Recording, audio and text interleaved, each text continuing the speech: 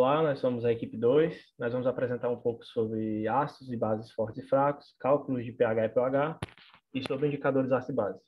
A nossa equipe é formada por mim, Matheus Teixeira, a minha colega Vitória Dantas e o Lucas Giliardi. Então, vamos dar início aqui à nossa apresentação.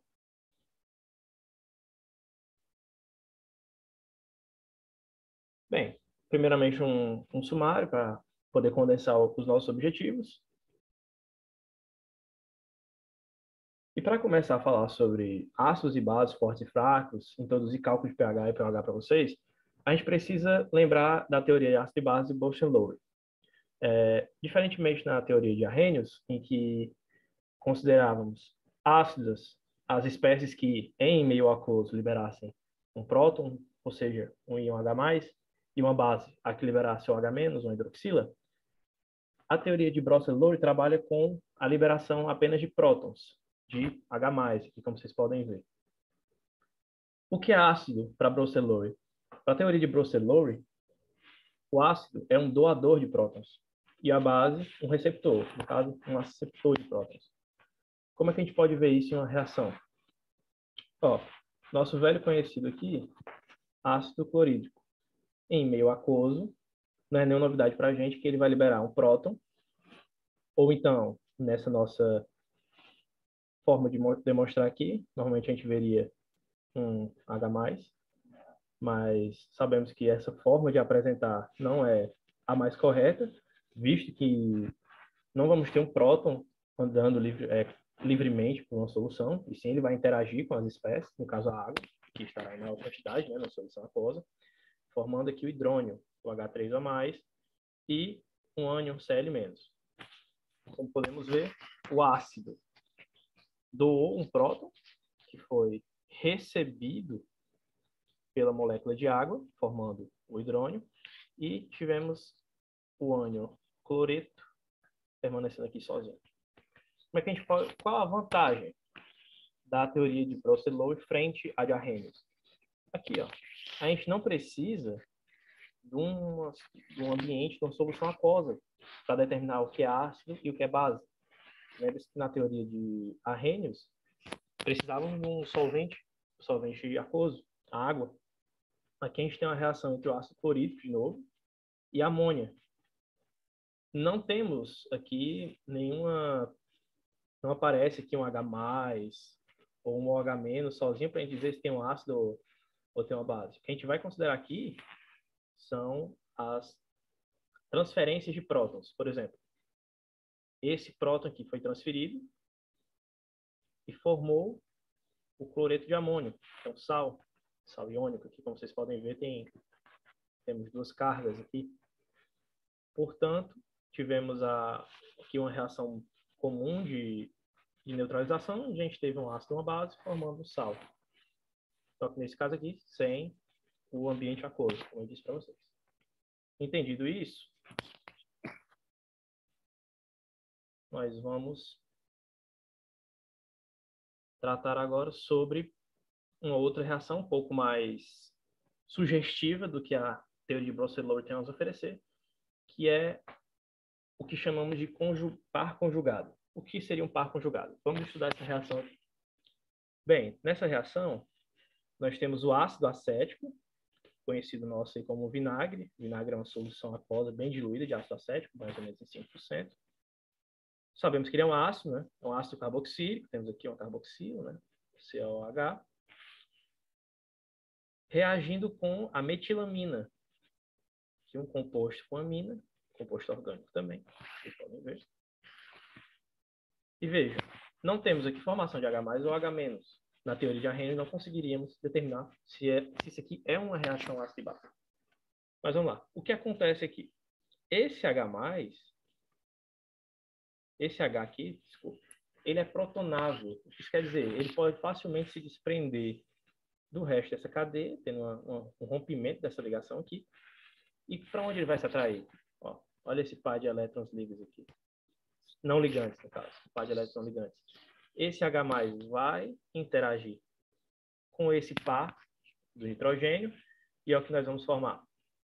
Um íon, acetato, que nada mais é do que o ácido acético sem esse hidrogênio e o íon metilamônio.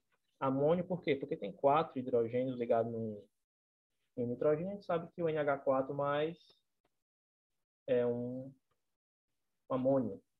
Então, como é que a gente vai interpretar essa interação? O ácido acético, o nome já nos diz, é um ácido. Ele está reagindo com a metilamina, ele está perdendo, ou então melhor, doando esse hidrogênio para a metilamina, que vai aceitar esse hidrogênio aqui. E como a gente viu anteriormente, um ácido é um doador de prótons, desculpe, e a base um receptor. Então a gente tem claramente que o ácido acético é o ácido, porque ele está doando esse H+, e a base é a metilamina, que está recebendo esse H+. Porém, pela teoria de Brother-Lowry, a gente tem o par conjugado, como eu falei para vocês. E o que seria o par conjugado? Muito simples. O ácido, que é, no nosso caso, o ácido acético, perdendo o seu H+, transforma-se no íon acetato, que é a sua base conjugada. Por que base conjugada? Porque é o ácido, depois que já perdeu o seu H+. É assim que nós chamamos ela, no caso, uma base conjugada. E a base, a metilamina, após receber um H+, transforma-se num ácido conjugado, porque ele tem esse hidrogênio aqui que pode também ser protonável. Aqui existe uma tendência de receber um H+ agora, que antes era de doar, agora está de receber, por isso que é uma base conjugada. E aqui que tinha uma interação de receber o H+, agora está podendo protonar. Pronto, entendido isso? Vamos passando aqui. Bem, como a gente já estudou nos equilíbrios, a gente tem que pensar o seguinte. Quando nós temos lá um copo de água, ou qualquer recipiente, qualquer quantidade de água que seja, em nível molecular, aquilo ali não é apenas o H2O parado. Ali a gente tem um equilíbrio. A gente tem a água se autoprotolizando, que é o que eu vou mostrar para vocês agora. O que seria isso? Ela fazendo uma ionização de si mesma e mantendo o equilíbrio entre as espécies H+ e OH-, que a compõem. Ou então, a gente pode descrever de uma forma um pouco melhor, como duas moléculas de água que estão em equilíbrio com o hidrônio e a hidroxila. A esse equilíbrio a gente chama de Kw. É a constante de ionização da água ou constante de autoprotólise da água. Chamem como quiser. Aqui esse valor. Kw porque vem do inglês water, né? Kw, vocês vão conhecer na literatura assim. Essa reação é uma reação de baixa extensão. Por quê? Olha aqui embaixo que eu coloquei para vocês. Kw varia com a temperatura. Esse valor, a 25 graus Celsius, é de 1,1 vezes 10 a menos 14. É um valor realmente muito baixo para uma constante de equilíbrio, né? Que vocês já viram anteriormente. E vale ressaltar também que a água é um solvente prótico. O que seria isso? Ela pode sofrer protonação, que é exatamente o que a gente está provando aqui. Ó. Aqui, nosso solvente se protonando. Existem vários outros solventes que podem ser próticos, como, por exemplo, o próprio ácido acético que eu mostrei para vocês, pode servir como um solvente prótico, né? Vocês viram que ele pode protonar e liberar esse H+. Agora, passando um pouco mais à frente. Bem, acabei de mostrar para vocês que a gente pode calcular quanto de H+, qual a concentração de H+, que a gente pode ter, por exemplo, na água que está se ionizando, ou algo a menos, mas como é que a gente pode interpretar esses valores? Então, eu trouxe um pouquinho do histórico para vocês aqui, que começa com Hermann Walter Nernst, que em 1889 deu a base teórica para o potencial do eletrodo para medir a concentração de um íon em solução. Assim, em laboratório a gente mede a concentração de algum íon, principalmente o H+, né, para medir o que eu vou introduzir para vocês agora, que é o pH, com eletrodo de vidro, que até tem um exemplozinho mais à frente para mostrar. E, em 1909, Soren Peter Lauritz Sorensen propôs que a acidez das soluções fosse medida em termos de concentração de H+, e se tivesse seus valores transformados em logaritmo para facilitar sua concentração. Aí isso a gente chama de pH, potencial hidrogeniônico ou potencial de hidrogênio, como queiram chamar. Aqui a gente tem a definição aproximada do pH, que é aproximadamente menos o logaritmo de H+. E aqui a gente tem uma relação bem interessante, que eu acabei de mostrar para vocês isso aqui, né? Que é a constante de autoprotólise da água. Se a gente aplicar o logaritmo aqui dos dois lados e desenvolver a 25 graus Celsius, vale ressaltar isso aqui, que é aquele valor que eu mostrei para vocês, que Kw é 1 vezes 10 a menos 14, né? A gente tem que a soma do potencial de hidrogênio, que é o logaritmo, menos o logaritmo de H+, mais o POH, que é o pH, é o potencial de hidroxilas, né? No caso, se pH é menos log de H+, POH é menos log de OH-, tá bem? A soma deles a 25 graus Celsius é 14, o que é bem útil porque isso aqui nos retorna uma escala em que a gente pode facilmente interpretar se uma solução ou um composto, seja o que for, está com um valor mais próximo, tem mais quantidade, tem um excesso de H+ ou de OH-. Isso vai determinar a basicidade, se for OH-, ou acidez, caso seja H+. Porém, a gente é mais acostumado a tratar com pH e tratar os compostos com base na sua acidez, né? Passando um pouco à frente, nós temos aqui o exemplo que eu disse para vocês. Isso aqui é uma representação de um eletrodo de vidro, que a gente tem um pH-metro. É com isso que a gente pode medir o pH de uma solução. E aqui alguns exemplos. Ó. A escala que eu falei para vocês, indo daqui de 0 até 14. Tem uns valores negativos aqui, uns valores negativos, mas à frente a minha colega vai explicar para vocês o porquê que existem esses valores negativos, mas a gente não vai se preocupar no nosso nível aqui, a gente não vai trabalhar com esse tipo de informação. Para dar alguns exemplos para vocês bem rápidos, a gente tem aqui o leite, com o pH aqui próximo do 7, o centro da nossa escala, ou seja, como é o meio, ele é neutro, nem para um lado, nem para o outro. Suco de tomate, com pH 4, ácido, com mais perto de 0 mais ácido, com mais perto de 14 mais básico. Tá aqui, alcalino e ácido. Suco de limão, aqui com seu pH 2, bem ácido, vinagre. E aqui no lado dos exemplos alcalinos, a gente tem amônia, o leite de magnésio, que a gente toma para poder diminuir nossa acidez estomacal, quando a gente está com azia ou algum problema no nosso estômago. O nosso sangue, está aqui com pH bem próximo de 7, que demonstra que a gente precisa manter essa neutralidade do nosso sangue para que o nosso organismo funcione de forma comum, de forma correta. Passando um pouquinho à frente, nós vamos introduzir agora o que seria um ácido e base forte.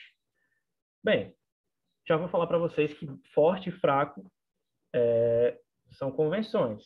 Olhou-se para alguma coisa e chamou-se de forte, as que não eram fortes são fracas. Então, ácidos e bases fortes são as que reagem completamente, ou quase completamente, né? Não dá para afirmar que é 100%, mas é muito próximo disso, então é uma aproximação muito razoável de se fazer, que eles reagem completamente. Fracos são os que não reagem completamente, só parcialmente. Bem, como é que a gente pode determinar se um ácido é forte ou fraco? Pela sua constante de equilíbrio. Como a gente viu anteriormente em outras aulas, a constante de equilíbrio de um ácido é chamada de constante ácida. Como é que a gente pode calcular ela? Por aqui. Ka é igual a H mais vezes A menos sobre a quantidade do ácido. Aqui vai ser concentração de H mais, a concentração no nosso ânion, que forma o nosso ácido, e o ácido não dissociado, né? Está aqui embaixo. Por isso, se eu tenho um ácido forte, esse valor aqui embaixo é muito pequeno mesmo. Então, vocês vão concordar que a gente tem um K muito alto. Com menor a quantidade de ácido não ionizado, no caso, de ácido não ionizado, maior o nosso valor de Ka. Aqui eu tenho dois exemplos. O HCl, que eu já tinha mostrado várias vezes anteriormente aqui, vai produzir um H+, um Cl-, é um ácido forte. Vou mostrar uma tabela para vocês. E o hidróxido de potássio, que vai produzir em meio aquoso, um K+, e uma hidroxila. Passando um pouquinho à frente.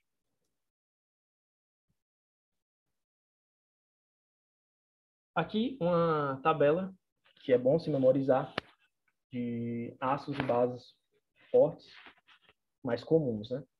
Temos aqui o ácido clorídrico, o ácido bromídrico, ácido iodídrico, ácido sulfúrico, nítrico e o ácido perclórico. São os mais comuns que a gente vai trabalhar.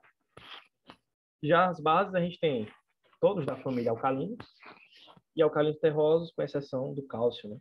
Aqui, ó, hidroxilítio, hidroxissódio, hidroxicálcio, hidroxirubídeo, hidroxicédio e aqui o hidróxido quaternário de amônio. Passando aqui. Então, e ácidos e bases fracas, como eu disse, reagem parcialmente. Então, qual vai ser a nossa definição? Aqui. A gente tem um ácido reagindo com a água, formando nossa constante ácido aqui, produzindo o hidrônio e a nossa base conjugada. Lembre-se que a base, o ânion que forma o ácido aqui vai ser uma base conjugada. Acabei de mostrar para vocês no começo da nossa aula. Então, a dissociação de um ácido fraco dá-se por essa equação aqui, igual a que eu tinha mostrado anteriormente, só que para ácidos fortes é meio que desprezível, porque, como eu mostrei, o valor é muito alto. Então, a gente não vai considerar que ioniza menos do que 100%. Né? Indo mais à frente, vamos tratar agora dos ácidos e bases fracos. Mostrando aqui a hidrólise, ou seja, a quebra por meio da água de uma base. Aqui a gente tem uma base representada por B. Uma constante básica. Vamos formar o ácido conjugado, o BH+, como eu disse. Agora a gente tem um próton aqui que pode ser desprotonado, ele pode sair. E a nossa hidroxila. O Kb, então, vai ser calculado pela concentração desse ácido conjugado com a concentração da hidroxila sobre a quantidade de base não dissociada, né? Kb é a constante de dissociação ácida básica. Então, quais são as classes mais comuns que a gente pode bater o olho e saber que já é um ácido fraco ou uma base fraca? A gente pode, por exemplo, a maioria dos ácidos carboxílicos são ácidos fracos e a maioria dos carboxilatos, por serem as bases conjugadas desses ácidos, são bases fracas. As bases conjugadas de ácidos fracos são fracas. Ou então, ácidos conjugados de bases fracas são fracos também.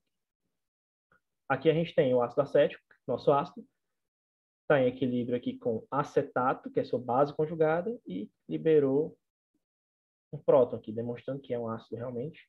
E aqui a gente tem seu Ka, bem baixo, da ordem de 10 a menos 5. Aqui a gente tem uma regra geral, que um ácido carboxílico é um ácido fraco, e um carboxilato, um ânion carboxilato, é uma base fraca. Indo mais à frente, outra classe comum são os ânions carboxilatos e aminas são bases fracas, como eu tinha mostrado anteriormente, os carboxilatos. E os ácidos carboxílicos e os íons amônios são ácidos fracos. A gente tem aqui a metilamina, que é uma base, a gente já mostrou anteriormente que é uma base. Aqui esse par de elétrons não ligantes reagindo com a água. A água doou esse próton, que acabou de desligar aqui em cima, formando o íon metilamônio, e liberou uma hidroxila, mostrando como é básica essa nossa reação. E aqui a gente tem o Kb dela, da ordem 10 a menos 4, também é baixo, demonstrando que é uma base fraca.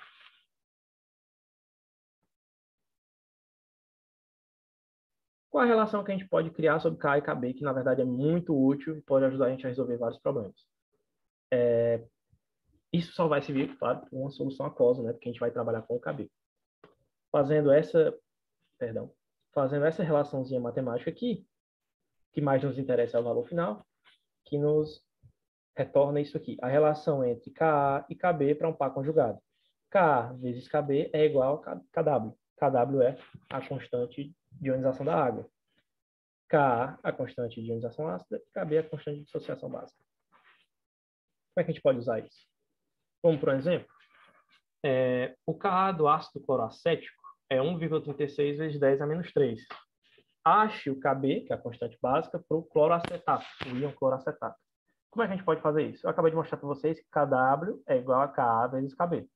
Então, isolando o que a gente quer descobrir, que é o KB, e substituindo os valores, a gente consegue facilmente encontrar a constante de dissociação básica desse nosso composto. E isso pode ser muito útil para saber, por exemplo, a concentração que está à base, ou a concentração de que algum dos íons está na nossa solução. Bem, agora sobre o cálculo de pH e pOH, eu vou passar para minha colega, Vitória, que vai apresentar para vocês um pouquinho e treinar um pouco desses cálculos. Como já foi falado, a partir do cálculo do pH ou do pOH, a gente consegue descobrir se uma solução é ácida, básica, neutra. E aí agora a gente vai treinar um pouquinho. Primeiro a gente pegou alguns exemplos de como calcular com ácidos e bases fortes, que é o exemplo mais simples que tem. Aí, para começar, aí na letra A, né, a gente está utilizando 0,010 mol por litro de um ácido. Então, por isso a gente vai calcular o pH, porque quando for realizada, quando a gente fizer bem certinho a equação, a gente vai ver que ele vai estar liberando o H+. E aí, o que é que acontece? Nos ácidos fortes, essa molaridade que a gente tem, no caso 0,010 mol por litro, pode ser utilizada como valor da concentração do H+, ou do OH+, se fosse o caso. Aí, como vai ser? A concentração do H+, vai ser 0,010 mol por litro, que é o que a gente tem aqui. Aí, como já foi dito, para calcular o pH, nesse caso, o pH vai ser igual, o pH vai ser igual a menos log da concentração de H+, que aí vai ser menos log de 0,010 mol por litro. E aí, quando a gente faz esse cálculo, nosso pH é 2. É um pH relativamente baixo, então a gente tem um ácido forte. Como o pH é 2, é um pH relativamente baixo, então a gente tem um ácido forte. E aí, o nosso próximo exemplo, da letra B, a gente também está utilizando, no caso, uma base forte. Por que é uma base? Porque está liberando o OH-. E aí, a mesma coisa do pH. Como é uma base forte, a gente pode usar o 0,035 mol por litro como concentração do OH+. Aí aqui tem a fórmula para vocês verem. Aqui, ó. A gente vai usar esse 0,035 mol por litro. Que aí, no caso, para aplicar no pH, é bem parecido com o pH. Vai ser menos log da concentração do OH-, que é o menos log de 0,035. Quando a gente faz esse cálculo, o nosso valor do pOH dá 1,45. E aí, o que é que acontece? Vocês lembram que foi falado que o pH mais o pOH daria 14, certo? Como a gente quer descobrir o pH, vai ser 14 menos o resultado do pOH que a gente conseguiu, que é 1,45. E aí, o resultado vai dar 12,55. É um pH que vai acima de 7, então a gente tem uma base forte, porque está bem acima do 7.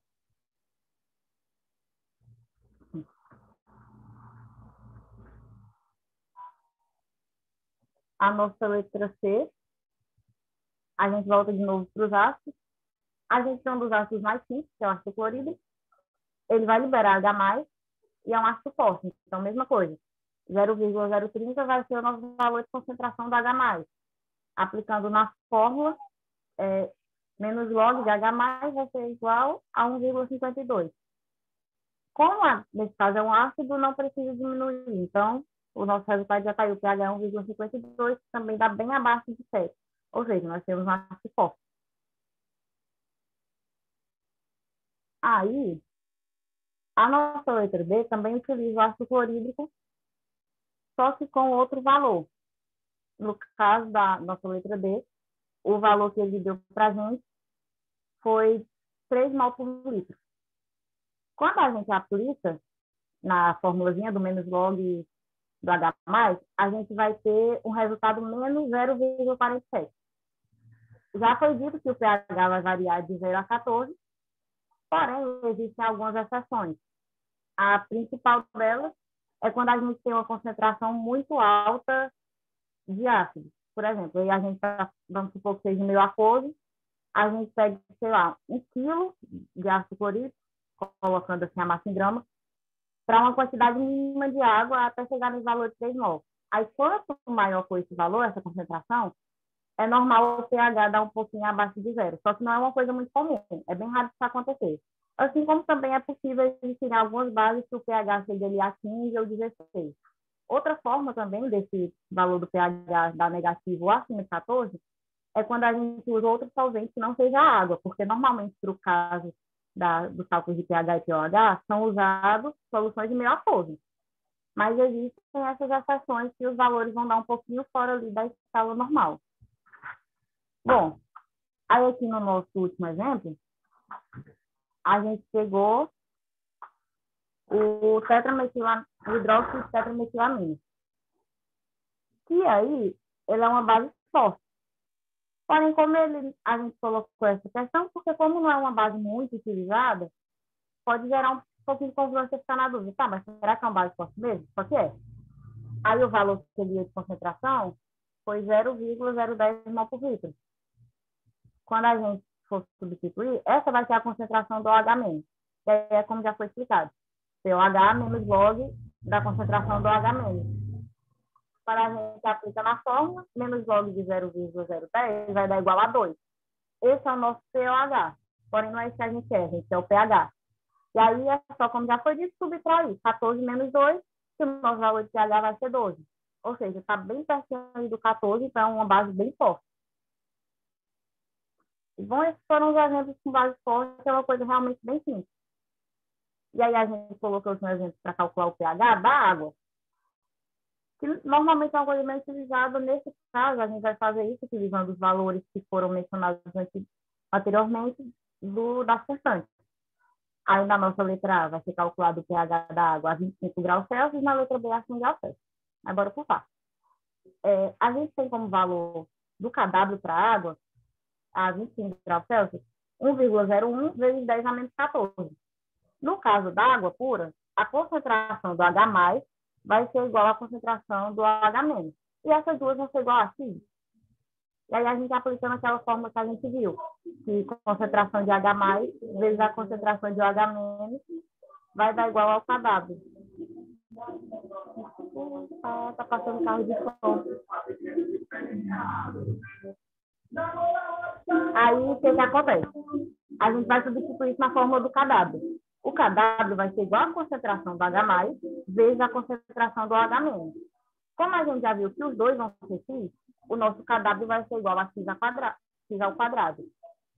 E aí, desenvolvendo, a gente vai substituir o valor que a gente tem do KW, e o X vai ser igual a raiz de 1,01 vezes 10 a menos 14.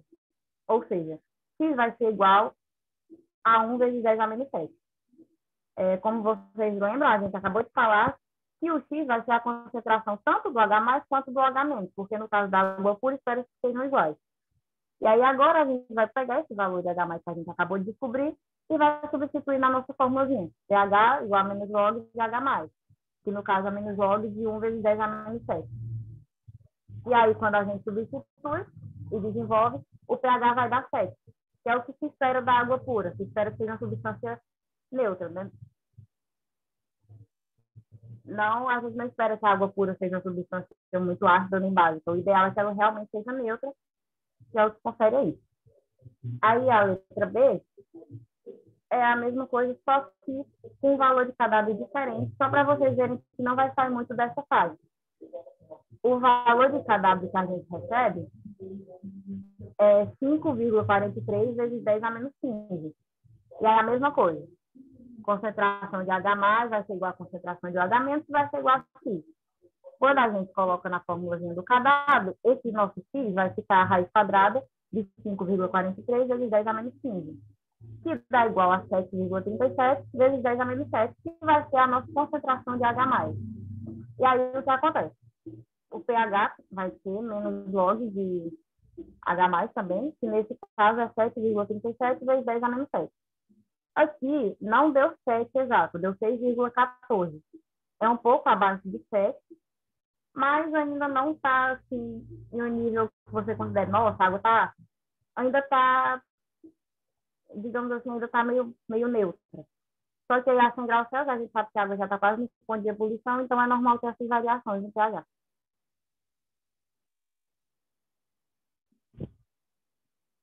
E aqui, por último, a gente pegou uma solução de um ácido fraco para realizar o cálculo para vocês entenderem como é que funciona. A nossa questão já deu para a gente o valor de Ka, que é a constante ácida do ácido acético, e no caso aí é 1,8 vezes 10 a menos 5. O ácido acético vai ser representado por HOAC. E aí aqui está o cálculo de como a gente vai fazer esse cálculo do pH. Para começar, para a gente descobrir o valor do Ka, a gente vai montar essa tabelinha com os valores, com a molaridade de cada substância, de cada elemento, no início, durante o período de variação e quando a nossa solução estiver em equilíbrio, a nossa reação. E aí, a gente tem na própria questão que o ácido acético, a concentração dele vai ser 0,02 mol por litro. Então, aqui no início a gente coloca 0,02 mol por litro. Ele não fala a quantidade de H2O, a gente não coloca. E como no início a gente não tem ainda os produtos, o valor dos dois vai ser 0. Está aqui também. Aí a gente passa para o período de variação dessa reação. Como o ácido acético vai estar reagindo, a gente vai supor que o valor da concentração seja X. Como ele está reagindo, vai ser menos X. E aí entende que durante o período de variação vai estar sendo criado os produtos. Então, a gente vai representar os produtos por X também, só que positivo. Aí fica mais X, mais X. Então, a gente vem para a reação em equilíbrio, que a nossa concentração do ácido acético vai ser 0,02 menos X, que é o que a gente tinha no início, menos o que tinha durante a variação. Já os nossos produtos, que é o que a gente quer saber agora, ambos podem ser representados por X. E aí, para que serve isso daqui? A gente vai aplicar esses números, que é esse valor que a gente conseguiu, na fórmula do Ka, para assim poder seguir para o pH.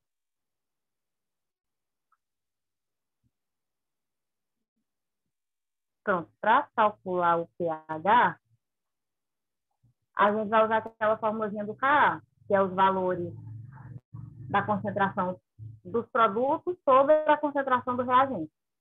Como a gente viu no slide anterior, a gente tem que o valor dos produtos no final, os dois vão ser X. Como aqui a gente está multiplicando na parte de cima, a gente pode dizer que é X ao quadrado, correto? Que já está substituído aqui. E o valor do nosso reagente, vocês lembram que ficou 0,02 menos X, que é o valor que vai ficar aqui embaixo dividindo. E aí vocês lembram que foi falado antes já sobre essa questão das constantes. No caso, esse X que a gente tem, precisa ser um valor bem menor que 0,02, porque como foi dito antes, nesses casos o valor da concentração do reagente tem que ser bem pequena separada do produto. E aí, como a gente sabe que X é bem menor que o 0,02, a gente pode dizer que 0,02 menos X vai continuar dando aproximadamente 0,02. Ou seja, quando a gente passa aqui, a gente vê que o X ao quadrado pode ser dito como que o X ao quadrado, lembrando que X vai ser a nossa concentração do H+, ok? O X ao quadrado, quando a gente substitui na fórmula, pode ser 0,02, que é o valor que a gente acabou de conseguir com o Ka, vezes 1,08 vezes 10 a menos 5, que é o valor que a questão tinha dado para a gente. Aí, quando a gente faz isso tudo, monta a tabelinha, substitui na fórmula, o valor do Ka vai ficar mais ou menos isso aqui. E aí, quando a gente desenvolve essa fórmula aqui, a gente tem que o valor de X vai ser igual a 6 vezes 10 a menos 4. E aí, esse 6 vezes 10 a menos 4 vai ser o valor do nosso H+, a concentração do H+. E aí, para fazer isso, vocês já sabem, pH é igual a menos log da concentração de H+, que quando a gente faz esse cálculo, vai dar 3,22. Ou seja, está abaixo de 7, então a gente confirma que realmente é um ácido.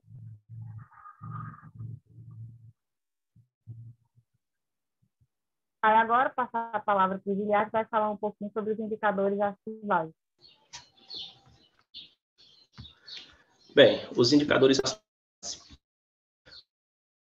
O que são os indicadores ácido base? Indicadores de ácido base ou indicadores de pH, como também são conhecidos, são substâncias que têm a capacidade de mudar de cor de acordo com o meio que estão inseridas, né?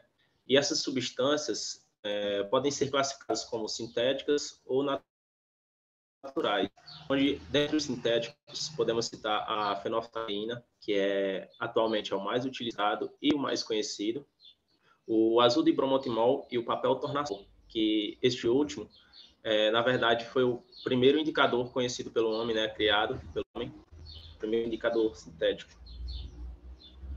Pode passar.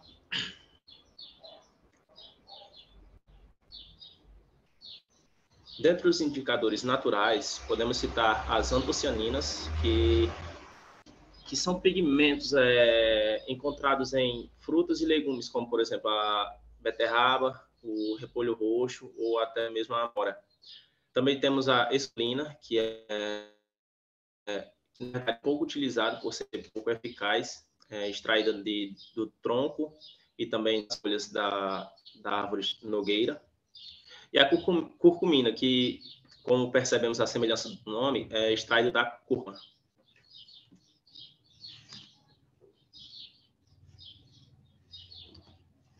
Bem, para que servem os indicadores ácido-base?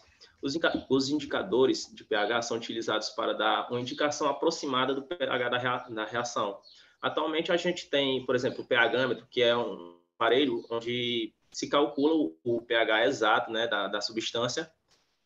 No entanto, esses indicadores são utilizados para uma forma, digamos que mais rápida, de se obter uma aproximação do pH da reação.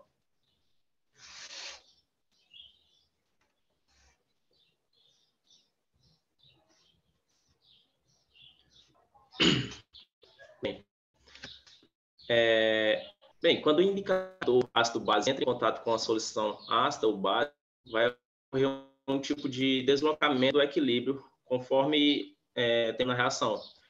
Se o indicador do pH for um composto ácido, quando entrar em contato com esse meio ácido, sua base conjugada aumentará a quantidade de íons H3 ou mais, né, do íon hidrônio presentes no meio. E essa quantidade de íons deverá ser diminuída de alguma forma. E assim a reação da base conjugada será deslocada no sentido do equilíbrio, né? No caso, no sentido da esquerda. Assim vai formar um ácido fraco, ficando com a coloração azul, com a coloração inicial, né, do ácido fraco. Da mesma forma, se o indicador entrar em contato com o meio básico, os íons hidroxila, ou H- da solução básica, reagirão com os íons hidrônio do indicador. Assim, vão diminuir a concentração deles presentes na reação, e a fim de buscar um equilíbrio, a fim de produzir mais íons hidrônio, o equilíbrio químico irá se deslocar para a direita, no sentido da formação desses íons. Assim, a coloração presente será a cor B. De forma geral, podemos citar também que os indicadores têm meio que uma faixa de viragem, né? Essa faixa de viragem é conhecida como a faixa onde a cor do que começa a aparecer. Por exemplo, a fenolftaleína, em meio ácido, ela permanece incolor. No entanto, quando colocada em meio básico, ela obtém uma cor meio rosada, que é a sua rosa ou avermelhada. E a viragem, a coloração de viragem dela, né, a faixa de viragem fica entre o pH entre 8,2 e 10. Então, essa faixa de viragem, a gente pode meio que entender qual a substância mais adequada para se utilizar o indicador certo, né?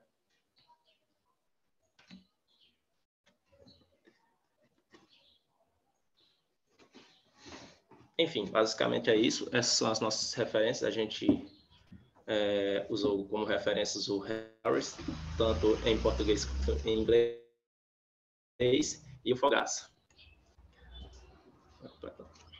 Bem, muito obrigado pela atenção. Nessa nossa aula, a gente trabalhou um pouco sobre uma revisão dos conceitos de ácido e base de Bronsted-Lowry. Depois a gente aprendeu a relacionar a autoprotólise da água com os conceitos de K, KB e pH. Posteriormente, calculamos alguns tipos de exemplos, alguns exemplos de questões que são bem comuns no ensino médio sobre pH e pOH, além de um problema de ácido fraco, que a gente viu também é bem comum em vestibulares, e, posteriormente, um pouco sobre indicadores ácido-base, seu funcionamento e a sua importância. No mais, era isso que tínhamos para apresentar. Muito obrigado.